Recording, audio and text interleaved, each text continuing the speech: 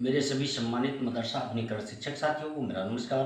मैं पंकज मिश्रा, मदरसा आधुनिक शिक्षक। दोस्तों, जैसा कि आप जानते हैं कि मदरसा आधुनिकरण शिक्षकों की समस्या इस समय काफ़ी गंभीर विषय है। इसको कुछ लोग हल्के में लेकर के हंसी मजाक भी किया करते हैं। खैर, उनकी मानसिकता है तो कोई बात नहीं। इसी टॉपिक पे आज मैं आपसे कुछ बात करना चाहता हूँ, मदरसा आधुनिकरण शिक्षकों की समस्या के बारे में।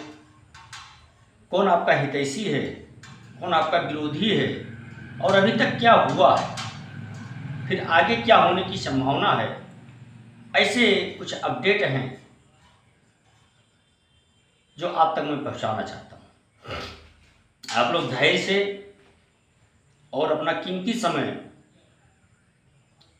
दे करके जो आप ये वीडियो देखते हैं, उसके लिए मैं आप लोगों का आभारी हूं।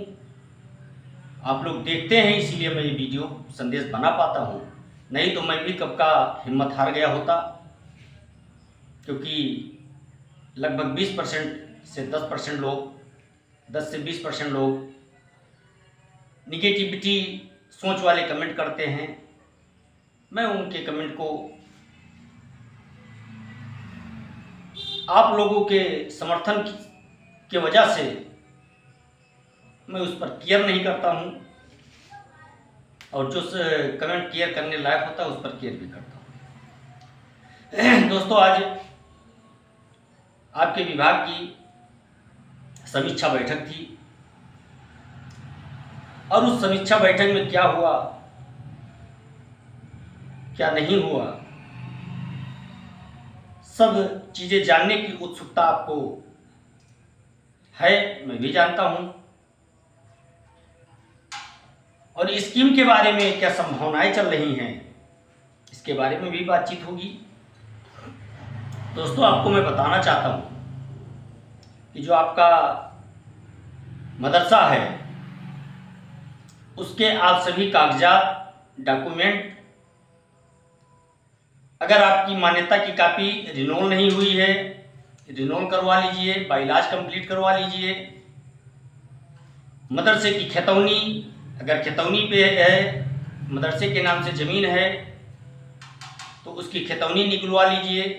कमेटी की पूरी डॉक्यूमेंट्री आप रखिए, यानी मदरसा से संबंधित आप सभी कागजात एक फाइल बना करके रखें।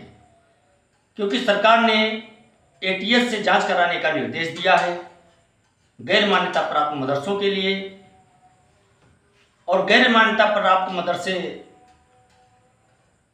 तभी साबित होंगे जब आपके पास कोई कागजात नहीं होगा। अगर आपने मान्यता ले रखा है, फिर भी आपके पास कागजात नहीं है, तो भी आप गैर मान्यता की श्रेणी में आएंगे। इसलिए मैं चाहता हूं कि जिनके कागजात बने हुए हैं, जो मान्यता लेकर के मदरसा चला रहे हैं, उनको कागज कंप्लीट करना अत्यंत आवश्यक है। और इसके बिना आगे की कार्रवाई नहीं की जा सकती है दोस्तों। और मदरसों के लिए बहुत अच्छी खबर है, क्योंकि जो फर्जी मदरसे हैं, जो केवल चंदे के लिए मदरसा खोल बैठे थे, उनकी दुकानें बंद हो जाएंगी, और जो ईमानदारी के साथ मदरसे में अध्यापन कार्य करवा रहे थे, उनका बराबर चलता रहेगा। सत्य है, थोड़ी कड़वी है जरूर, लेकिन सत्य है। दोस्तों, कल आपने देखा है, सुना भी है कि दानिश आजाद अंसारी साहब आपकी समस्या को लेकर के उत्तर प्रदेश के यशस्वी मुख्यमंत्री श्री योगी आदित्यनाथ जी के पास पहुंचे, और उन्होंने जिस अंदाज में आपकी बात को उनके सामने रखा है, दोस्तों, उसमें एक भी शब्द यह नहीं दिखाई दिया कि केंद्र सरकार ने बंद कर दिया, यह कहीं नहीं था। और उन्होंने जिस जिस शब्द का प्रयोग किया है, उन्होंने कहा चलता आ रहा है, चलता रहा है, उन्होंने ये नहीं कहा चलता था। इससे आप ये उम्मीद लगा सकते हैं कि आप इस समय सरकार की निगाहों में और दानिश आजाद अंसारी जी के दिलों में साफ नजर आ रहे हैं दोस्तों। और आपका काम होने से कोई नहीं रोक सकता है। अभी भी थोड़ा समय है, प्रक्रिया लंबी चलेगी। ऐसा नहीं है कि 10 दिन में हो जाएगा, 15 दिन में हो जाएगा। हालांकि सरकार चाहे तो 1 महीने के अंदर कर सकती है। हाँ, इतना जरूर है, होगा। कब होगा यही संशय है। और मैं आपको बताना चाहता हूं जल्दी होगा, ये भी क्लियर है। अब इस पर भी कमेंट आएगा, आपको कैसे पता है जल्दी होगा? तो मैं उनको बताना चाहता हूं मैं आशावादी हूं। मुझे हमेशा अपनी पॉजिटिविटी में ही देखा होगा। मैं उम्मीदों की किरण को आखिरी समय तक देखता हूं, जब तक आंखें बिल्कुल बंद ना हो जाए। इसलिए मुझे उम्मीद दिखाई दे रहा है। और जिस तरह से आपकी पैरोकारी हो रही है, उससे यह साफ झलक रहा है कि कहीं ना कहीं आप इस समय केंद्र बिंदु में हैं। क्योंकि आपके साथ आधुनिकीकरण शब्द जुड़े होने के कारण आप इस समय फ्रंट फुट पर हैं दोस्तों। मंत्री की निगाहें आप पर हैं, मुख्यमंत्री की भी निगाहें आप पर हैं। और आपकी स्कीम अगर मुख्यमंत्री जी चला दिए तो इतना आप समझ लीजिएगा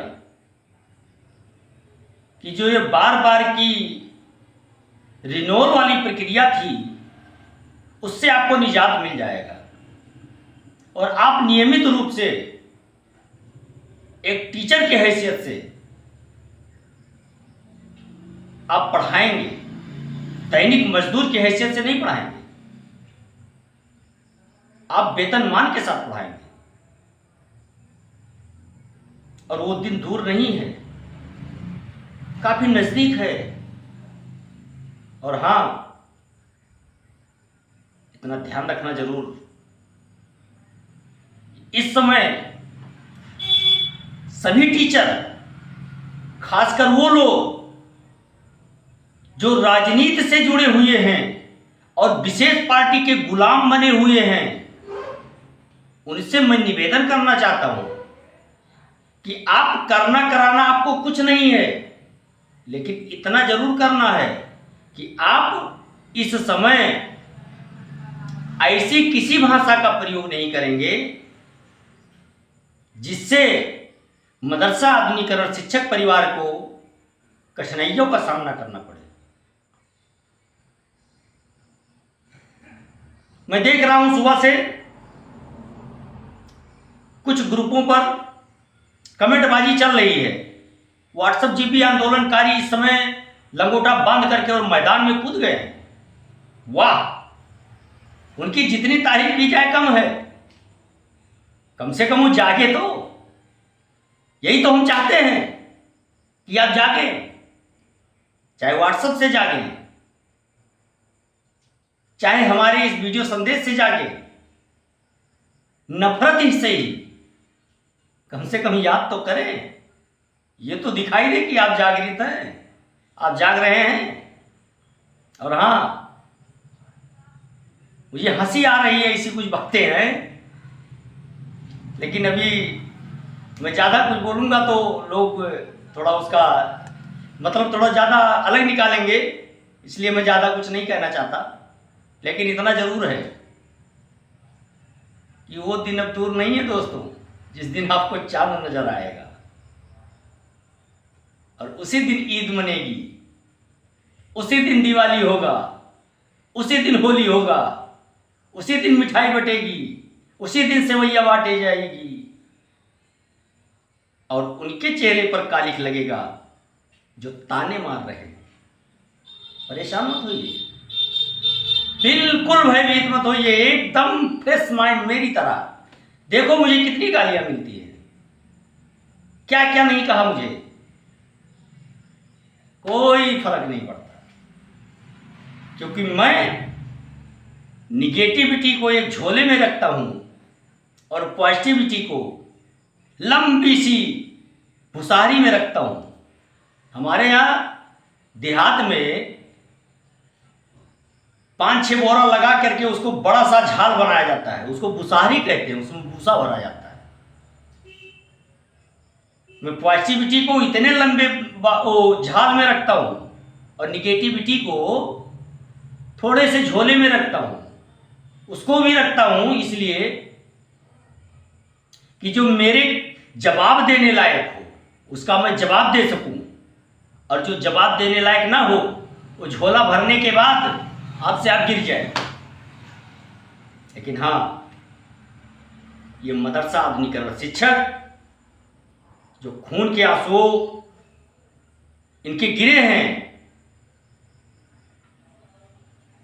ये एक दिन इंकलाब जरूर पैदा करेगा दोस्तों, और वो इंकलाब सबकी जड़ें हिला के रख देगा।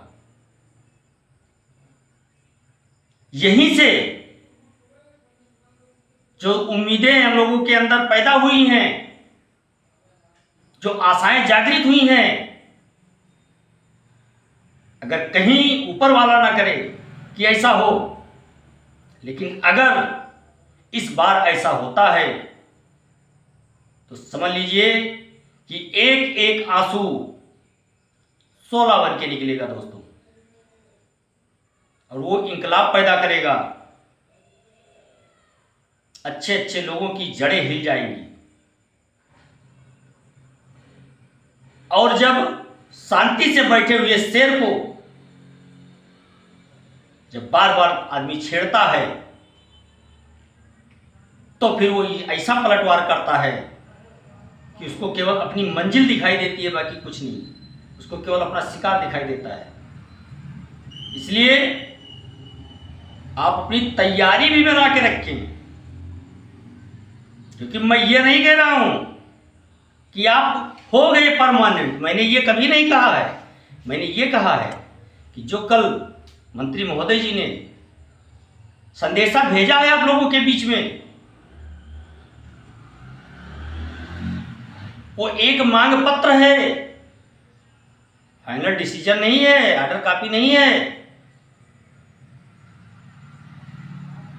और बहुत ज्यादा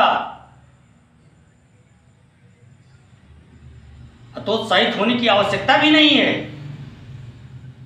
हाँ, आपके परेशानियों को कम करने का ये एक सकारात्मक कदम है, और इसी कदम की वजह से जो बेजान पड़ गए थे शिक्षक, उनके अंदर जान पैदा हो गई है। और हां, ये जान इतनी एनर्जी पैदा कर देगी अब की बार कि आपके काम को होने से कोई रोक नहीं सकता दोस्तों। आपके खोए हुए सम्मान भी वापस होंगे, आपके बकाया मानदेय भी मिलेगा, और आप उन आलोचकों का भी जवाब देंगे जो आप अपने घर से निकलते हैं और वो कमेंट पास करते हैं आप पर, ये जा रहा है डिग्री कॉलेज का प्रोफेसर। ऐसा लोग कहते होंगे, मेरे साथ भी हुआ है।